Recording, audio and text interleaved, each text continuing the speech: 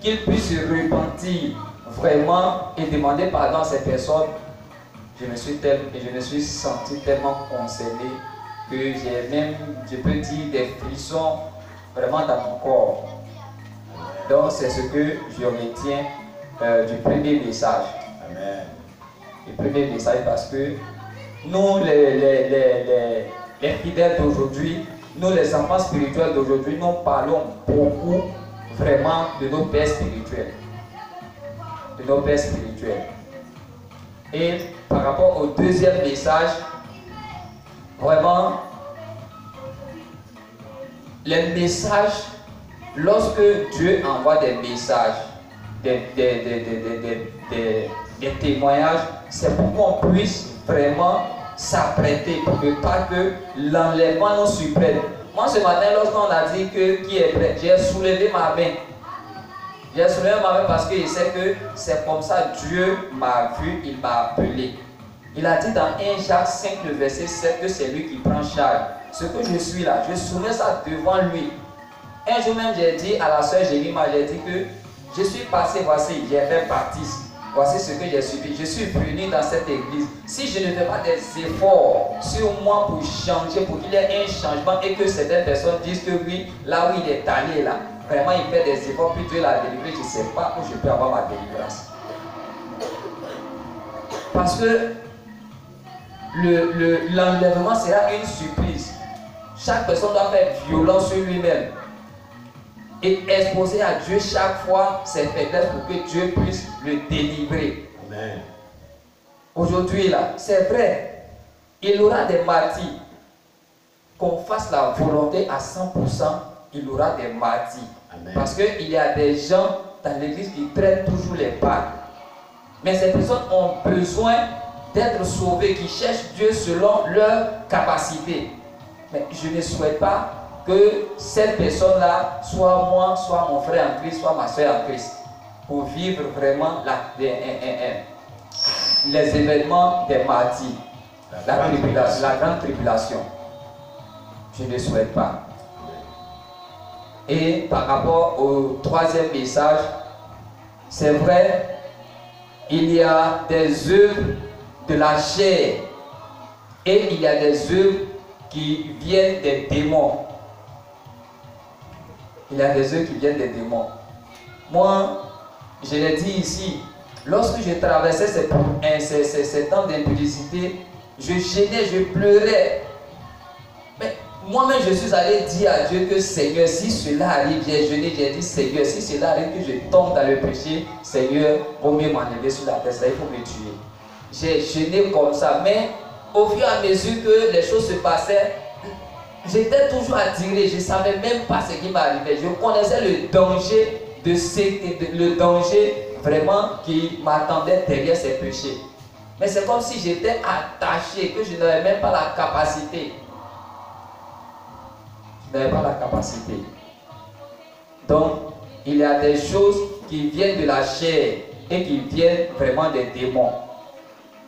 Et si tu veux aussi être délivré, il faut te séparer, comme le passage l'a dit, il faut faire mourir.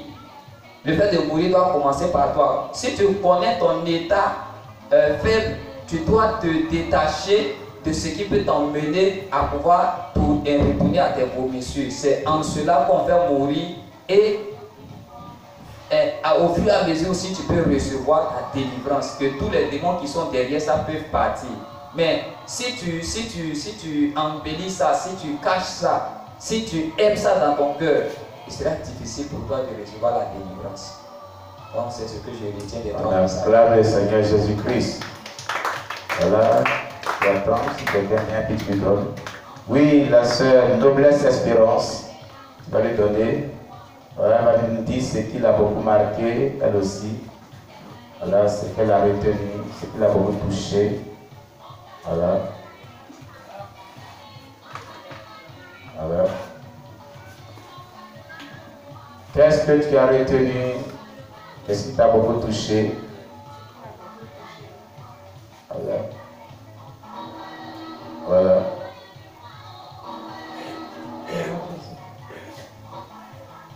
Gloire à Jésus. Ce qui m'a beaucoup retenu dans le premier message sur l'onction. Oui. Vous avez parlé de, vous nous avez dit de nous éloigner du feu étranger. Le feu étranger. Que les enfants, les fils d'Aaron, Nathan et Abihu ont envoyé un feu étranger devant l'Éternel. Et le feu est sorti du lieu très saint à consumer comment on appelle ces enfants-là. Pour dire que vraiment nous devons craindre Dieu.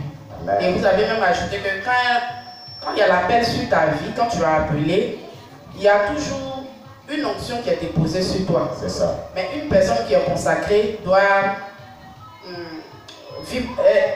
mener une vie dans le jeûne, la prière, l'humilité, la simplicité aussi. Oui. Pour fructifier au fait l'onction que le dépôt qui est en toi. Amen. Au lieu d'aller voir des gens, par exemple comme au Ghana, les femmes, où les gens font têter les seins, aujourd'hui qui est répandu, quand tu vas souvent chez des hommes de Dieu, ou bien moi j'avais des amis qui ont marié des pasteurs et tout ça, que est-ce que tu es dans le sacerdoce? Oui. Quand ils disent est-ce que tu es dans le sacerdoce, ça vous dit est-ce que tu es allé de l'autre côté pour pouvoir, pour que ton ministère puisse aller de l'avant. Est-ce que tu es allé têter seins aussi? Oh Jésus. Tu es dans le sacerdoce. C'est ce qu'ils appellent le sacerdoce. Seigneur Jésus.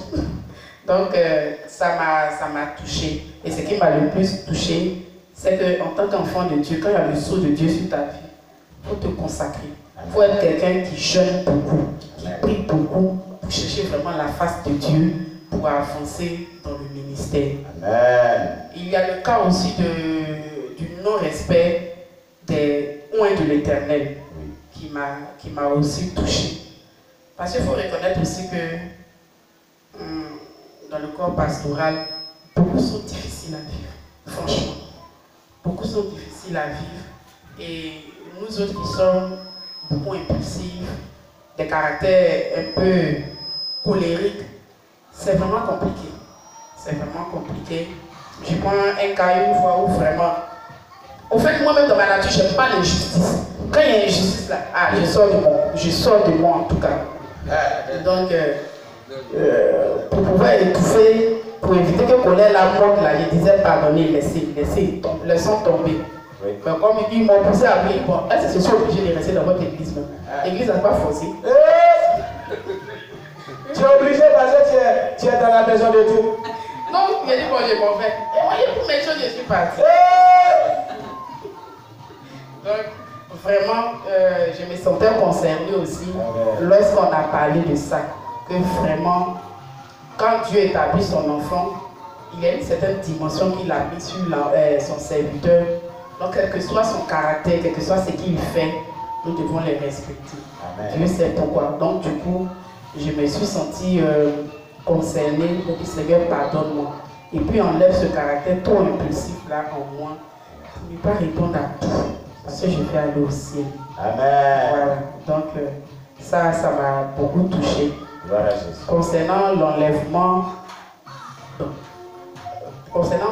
bon, il y a le règne de... En fait, je me dis que c'est des questions que je voulais poser parce que je ne maîtrisais pas trop. Bon, après 7 ans, c'est l'avènement. Voilà. C'est ce qui est un peu mon problème. Je connais un peu l'enlèvement. Mais l'avènement, voilà. Parce que vous avez parlé de ceux qui sont dans les airs vont venir vivre. Mais pendant ce temps-là, quand j'écoutais Radio Chambéry, Papa Dieu disait comme ça qu'on allait vivre avec... c'est vrai qu'on allait trouver des gens sur la terre, si j'ai bien une bonne mémoire, avec lesquels on devait vivre, même c'est nous qui allons les dominer. Donc, quand vous avez expliqué, c'était un peu confus, donc peut-être après... Non, maintenant même. Après ton passage, je vais bien réexpliquer. D'accord. Là, on était bien. Là, j'étais dehors, parce que je ne sais pas, aujourd'hui, là, je somnole beaucoup. Moi, je me suis levé un peu pour aller dehors. Comme il n'y a pas flash, j'écoutais. Maintenant, la partie qui m'a touché dedans, c'est le côté caractère. C'est-à-dire, quand vous parlez des démons, qu'il y a des chrétiens, en réalité, ils ne sont pas démonisés. Mais c'est le caractère. Parce qu'on dit souvent, ton comportement, là, c'est ta seconde nature. Voilà. Donc, le caractère influence. Quand tu es, il y a le côté colère qui est en toi, et puis quand tu parles il y a une certaine autorité, ça agit, souvent les gens ne te comprennent pas. C'est ça. Donc, vous avez relevé un point qui me touchait directement, donc ça m'a fait tiquer étant dehors. Vous avez dit, quelqu'un peut avoir un bon cœur. Et au niveau de l'église soumis, qui aime faire des dons, en tout cas, il a, comment on appelle, il a assez de vertus concernant Dieu. Amen. Mais quand sa nature colérique là descend là, on se demande même si lui il est chrétien ou bien Dieu. Parce que vraiment, effectivement, c'est pas faux. Il y a un monsieur même qui me faisait, comment on appelle, des reproches une fois. Au fait, il me disait mon caractère. Il dit vraiment, tu es un cœur pur, tu es blanc, tu es bien. Mais quand tu sors de toi dans colère là, vraiment, mais ce qui me plaît chez toi, c'est que ça ne tue pas, après tu deviens comme un agneau. Mais le côté colère, il a dit, là, lui, il a fait des trucs pour lui. Après, j'ai porté ça devant Dieu, je dis vraiment, tout le monde va parler de ce côté-là me concernant la Seigneur. Pour voir la situation. Amen. Donc, quand j'étais dehors, ça m'a touché aussi. Amen. On acclame le Seigneur Jésus-Christ. Sois béni. Alors, je vais réexpliquer brièvement. Amen.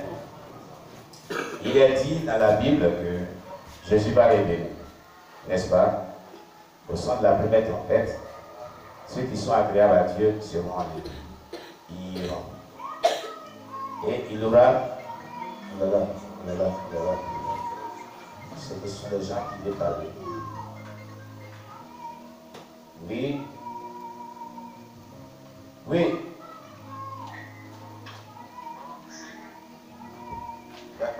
Oui. Ce que je retiens pour le premier message, c'est que vous avez dit en tant que chrétien, si un homme, si un serviteur de Dieu a péché, a commis des erreurs, il ne faut pas le calomnier en ses cris. Et vous avez dit encore que l'onction ne se cherche pas ailleurs. Ne se cherche pas, comme on a dit souvent, au Canada où les autres seront traités saints pour les ennemis avec une puissance diabolique. Une puissance diabolique afin de l'utiliser sur les enfants de Dieu, leur faire croire que c'est Dieu, alors que ce n'est pas de Dieu. Et aussi, il est dit aussi que nous ne devons pas toucher au coin et faire le mal aux prophètes. Bon, là, j'aimerais dire quelque chose. Les points de l'Éternel et les prophètes de Dieu, c'est comme aujourd'hui, il y a des personnes qui ont tout un tas de problèmes parce que ils ont vous m'entendez? On t'entend bien, vas-y. Vous m'entendez? Oui. Oui. Et il y a des personnes qui ont tout un tas de problèmes parce que quoi? Ils ont fait du mal au point de l'Éternel, ils ont touché au pouvoir de l'Éternel. Donc, vas-y. Donc Dieu est fâché contre eux. Parce que quoi? Parce que quoi? Dans le passé, ils ont frappé, comme on appelle, fait du mal aux enfants d'autrui. C'est-à-dire les personnes qui aiment maltraiter les enfants d'autrui. Ne sachant pas que ces enfants-là sont les points de l'Éternel. Parce que Dieu nous a créés, Dieu nous connaissait déjà avant que nous ne venions au monde. Alors ces personnes-là ont fait du mal à cause de leur méchanceté, maltraiter l'enfant des autres. Voilà l'origine de leurs problèmes. Voilà l'origine des problèmes des autres souvent. C'est ça. Donc c'est ce que j'aimerais dire. Amen. Voilà l'origine des souvent. Tu sens qu'on fait de quelqu'un, c'est l'enfant de ton frère. Faut bien le traiter, tu le traites mal. Tu n'as pas à manger. Dieu te regarde. Bon, comme tu as touché à mon coin, à mon prophète, bon d'accord, je te crée tous les 10 problèmes. Comme ça aussi, un jour où Dieu te rappelle ce que tu as fait. Un jour te rappelle. Donc, depuis ce jour où je suis dans ce là, je me préserve aussi. Et je me tiens sur le garde parce que, pour ne pas que les gens vont vous frapper avec quelqu'un. Même si ce dernier-là, il a marché son dé. Oui, il est parfois accepté, il ne faut pas le frapper. Mais il y a des personnes, quand elles demandent pardon, ils se mettent en colère. Ils insultent les enfants, ils les insultent. Ah, tu as touché, tu as fait du mal à un enfant, il dit, ah ouais,